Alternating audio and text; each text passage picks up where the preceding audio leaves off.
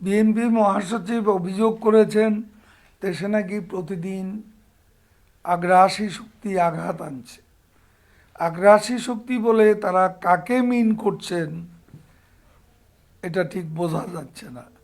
আসলে হতাশার ব্যর্থতা বিএনপির রাজনীতি এতটাই ভর করেছে যে তারা এখন আর মিথ্যাচার ছাড়া স্বাভাবিক কিছু বলতে পারছে না।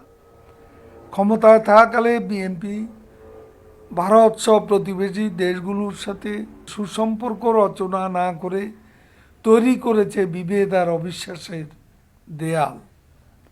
তারা শুধু বৈরিতেই বাড়িয়েছে প্রতিবেশীদের সঙ্গে, যারা কথায় কথায় বিদেশিদের কাছে নালিশের রাজনীতি করে। ভারতের নির্বাচনে নরেন্দ্র মোদীর প্রথম বিজয়ের পর ফুল আর মিষ্টি নিয়ে দূতাবাসের বন্ধ দরজার সামনে যারা বসে থাকে তারা সার্বভৌমত্বের কথা বলে। মনে রাখবেন, শেখ হাসিনার কাছে এদেশে প্রতিটি ইঞ্চি মাটি নিজের অস্তিত্বের মতো। যে দলের নেতৃত্বে দেশ স্বাধীন হয়েছে তাদের হাতে স্বাধীনতার সার্বভৌমত্ব নিরাপদ।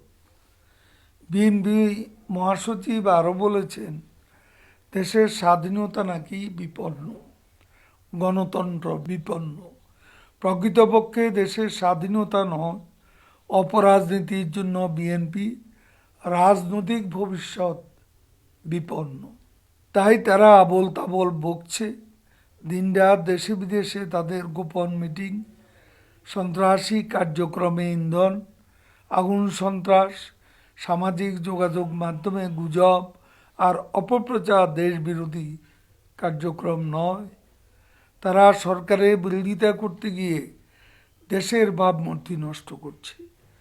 দেশে অস্থিতিশীলতা তৈরি অপচেষ্টায় পাশাপাশি বিদেশে অবস্থানকারী লাখ লাখ প্রবাসী কর্মীর কর্মসংস্থানকেও তারা অস্থিতিশীল করে তুলতে চায়। সাম্প্রদায়িক অপশক্তি এবং স্বাধীনতা বিরুদ্ধের সাথে নিয়ে বিএনপি নাকি স্বাধীনতা রক্ষা করবে। জন্মলগ্ন থেকে যারা মানুষের অধিকার হরণে রাজনীতি করে তারা সার্বভৌমত্ব রক্ষা করবে, একথা এখন আর দেশের মানুষ বিশ্বাস করে না। তারা বলে সরকার নাকি দেশকে নৈরাজ্যের দিকে ঠেলে দিচ্ছে। দেশ পরিচালনা করছে সরকার, কোন লাভে দেশকে নৈরাজ্যের দিকে নিয়ে যাবে? এতে সরকারের লাভ কি? বরং তারাই অস্থিতিশীলতা তৈরি করতে চায়, যারা ঘোলা পানিতে মাছ শিকার করে ক্ষমতায় যেতে চায়। নৈরাজ্য তৈরি করা তো তাদেরই রাজনৈতিক হাতিয়ার, যারা আন্দোলন ও নির্বাচনে জনগণ কর্তৃক প্রত্যাখ্যাত হয়। নৈরাজ্যের পথ তারাই বেছে নেয়, তারা বুঝতে পারে জনগণ তাদের ভোট দেবে না। তাই চরম হতাশা থেকে বিএনপি জনগণের উপর প্রতিশোধ নিতে চায় এবং সে কারণে ইদানিং তারা তাদের পুরনো খেলা আগুন সন্ত্রাসের পথ বেছে নিয়েছে।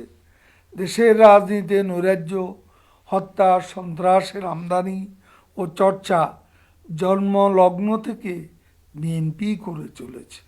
আগুন সন্ত্রাস সহ নৈরাজ্যের সাথে যারা জড়িত তাদের কোনো অবস্থাতেই ছাড় দেওয়া হবে না।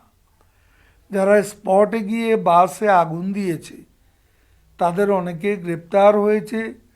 ঘটনাস্থলে না থাকলেও গ্রেপ্তারকৃতদের তথ্যের ভিত্তিতে এ পরিকল্পনার সাথে তারা জড়িত। তাদেরও আইনশৃঙ্খলা বাহিনী আইনের আওতায় আনছে। এখানে কোনো নিরীহ ব্যক্তিকে বা যারা এই অপরাধের সঙ্গে জড়িত নয়, কোনো অবস্থাতেই তাদের বিরুদ্ধে কোনো প্রকার শাস্তিমূলক অভিযোগ করা হবে না। নিরপরাধ ব্যক্তি হয়রানি যাতে শিকার না হয় সে বিষয়ে আইন প্রয়োগকারী তদন্ত সংশ্লিষ্টদের প্রতি আহ্বান জানাচ্ছি, যে অডিও বা ফোন আলাপ ভাইরাল হয়েছে, মাননীয় প্রধানমন্ত্রী সংসদে শুনিয়েছেন, তা কি আপনারা অস্বীকার করতে পারবেন? আপনারা জানেন করোনায় আক্রান্ত এবং প্রাণহানির সংখ্যা নতুন করে বাড়তে শুরু করেছে। এর আগেই বিশেষজ্ঞগণ এবং মাননীয় প্রধানমন্ত্রী দ্বিতীয় ঢেউ শুরুর আশঙ্কা পূর্বাভাস দিয়েছিলেন। প্রতিবেশী দেশ ভারত সহ ইউরোপের বিভিন্ন দেশে সংক্রমণ মৃতের সংখ্যা নতুন করে বেড়ে চলছে। এ অবস্থা আমাদের প্রতিরোধমূলক ব্যবস্থা জোরদারের কোনো বিকল্প নেই। এখনও লোকসমাগমে, বিশেষ করে পাবলিক প্লেস, মার্কেট, স্টেশন, ফেরিঘাট ইত্যাদি এলাকায় অনেকে মাস্ক পরিধানের বিষয়টিকে অবহেলার চোখে দেখছেন। যে জীবনযাপনের জন্য আমরা এত ব্যস্ত, মাস্ক পরিধান না করার মতো অবহেলা সে প্রিয় জীবন থেকে আমাদের ছিটকে দিতে পারে, একথা যেন আমরা ভুলে না যাই। নিজের কথা, পরিবার পরিজন, সন্তানদের কথা ভেবে হলেও আসুন শতভাগ মাস্ক পরিধান নিশ্চিত করি। পাশাপাশি বিভিন্ন সামাজিক, সাংস্কৃতিক, স্বেচ্ছাসেবী সংগঠনগুলোকে আমি মাস্ক ব্যবহার বাধ্যতামূলক করতে সচেতনতা তৈরিমূলক প্রচারাভিযান চালানোর অনুরোধ করছি। এ ব্যাপারে রাজনৈতিক নেতাকর্মীদেরও দায়িত্ব রয়েছে।